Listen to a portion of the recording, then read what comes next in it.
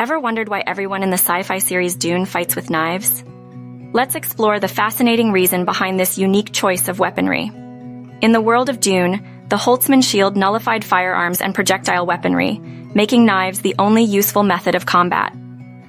This brilliant narrative device not only justifies the preference for knife combat, but also adds tension and a distinct look to the franchise. Dune's return to old-fashioned melee combat in an era of escalating violence is a refreshing departure from the cold and impersonal nature of modern warfare. The slow blade pierces the shield, and the shield changed the franchise for the better. Dune's unique approach to combat sets it apart from other sci-fi stories. Ever wondered why there are no computers in Dune? Let's explore the fascinating backstory behind this unique creative choice. More than 10,000 years before the events of Dune, a war known as the Butlerian Jihad took place. This war led to a commandment that made thinking machines illegal to create or own. The gradual death of thinking machines left a void, leading to the emergence of the Spacing Guild, the Bene Gesserit, and the Mentates, who took on the tasks once handled by machines. Dune's backstory serves as a justification for its absence of computers.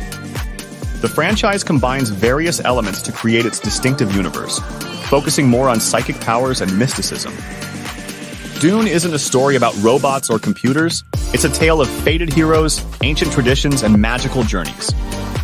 In this world, mankind has access to superpowers, making the absence of computers a deliberate and intriguing creative choice. Ever wondered how Paul and his mother bend others to their will with nothing but their words? Let's explore the powerful technique that makes these sci-fi icons truly dangerous. In Frank Herbert's Dune, the voice is a technique that allows the wielder to manipulate the actions of those who can hear them speak. It requires a specific auditory frequency and can subtly force targets to obey orders with some limitations. The voice was perfected by the Bene Gesserit, an ancient school exclusively for women. Characters like Jessica Atreides and Paul are skilled users of the technique, making it a pivotal element in the Dune universe. The mystical techniques of the Bene Gesserit are part of what makes Dune so much more than a complex sci-fi war story. Stay tuned for the next chapter of this epic tale on the big screen. In the harsh desert planet of Arrakis, survival is a constant battle. Bro! The native population, the Fremen, rely on a unique piece of technology called the still suit to endure the extreme conditions. This suit is a marvel of engineering, designed to recycle every drop of water in the human body, ensuring nothing is lost. It captures sweat, urine, and even saliva, purifying the fluids for reuse. The still suit is a symbol of Fremen culture, representing their reverence for water as a communal and sacred resource. Visual depictions of the still suit have evolved over the years, with the latest adaptation in Denis Villeneuve's 2021 Dune film, showcasing a modern, functional design.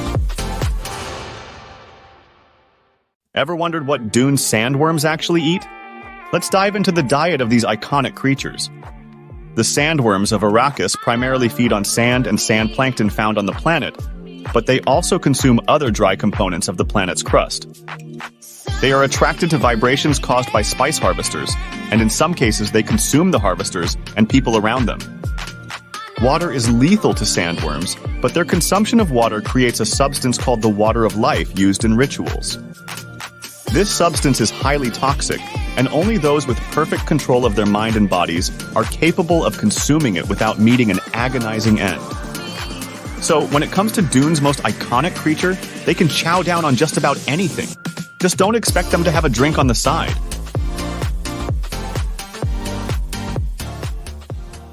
Ever wondered what Dune's sandworms actually?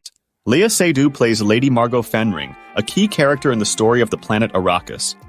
She's part of the Bene Gesserit Sisterhood and aids House Atreides as a spy and secret agent. The Kaladin trilogy delves into her character as Count Hasimir Fenring's wife, and she's linked to the Padishah Emperor Shaddam IV. Part 2, set to release on March 1st, 2024, will explore her exile with House Corrino and her impact on Arrakis. Lady Margot is a political force in Arrakis, always a step ahead in controlling the planet's destiny. Léa Seydoux' performance captures her complexity, torn between duty and desire, adding a new level of excitement to the story. She reveals the intricate world of Dune with its alliances and betrayals. Seydoux excels as Lady Margot, bringing complexity and intrigue to the character. Her portrayal showcases dedication to House Atreides and the Bene Gesserit sisterhood, and her strategic political maneuvering in Arrakis. Seydoux' performance makes Lady Margot a captivating and strong character. With Léa Seydoux in Frank Herbert's universe, Part 2 promises to stun audiences with its ambition, loyalty, and pursuit of power in Arrakis. Everyone is eagerly anticipating Lady Margot Fenring's story. Get ready, because the highly anticipated Part 2 of Dune is on the horizon, and there are plenty of reasons to be excited. The first film set a high bar for adaptations, and the sequel promises to be even more epic, covering more of the first book and delivering some of the most important moments. The sequel will delve into Paul Atreides' struggles with visions, his rise within the Freeman ranks, and the escalating tensions with the Harkonnens, promising an even more amped-up experience. With the addition of new characters like Fade Routha, Princess Irulan, and Shaddam Manfor, played by top-tier actors, the sequel is sure to bring even more depth and intrigue to the story. Director Denis Villeneuve has hinted at the possibility of a trilogy and a spin-off, promising to bring Frank Herbert's universe to life in even more depth. So mark your calendars for March 15th, 2024, and get ready to experience the next... Denis Villeneuve has been clear about his vision for adapting Frank Herbert's Dune series for the big screen. He plans to create 3 movies: Dune, Dune Part 2, and a third film, Dune Messiah, based on Herbert's 1969 sequel of the same name. In an interview with Time, Villeneuve stated, "Dune Messiah should be the last Dune movie for me." He emphasized that the third part would wrap up the franchise, as the other novels become more esoteric. While Villeneuve intends to conclude his involvement after the third movie, there is still a wealth of source material for potential future adaptations, including Herbert's other 6 books and additional novels by Brian Herbert and Kevin J. Anderson.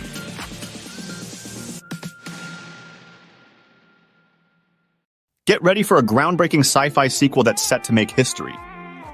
Part 2 of Dune is poised to be one of the best science fiction movies of all time, joining an exclusive list of franchises with superior sequels.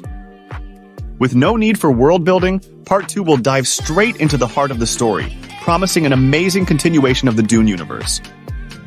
The success of Part 2 will set a high standard for Dune 3, ensuring the trilogy finishes on a strong note. Part 2 is on track to achieve something only 3 other franchises have accomplished before, making it a must-see sci-fi event.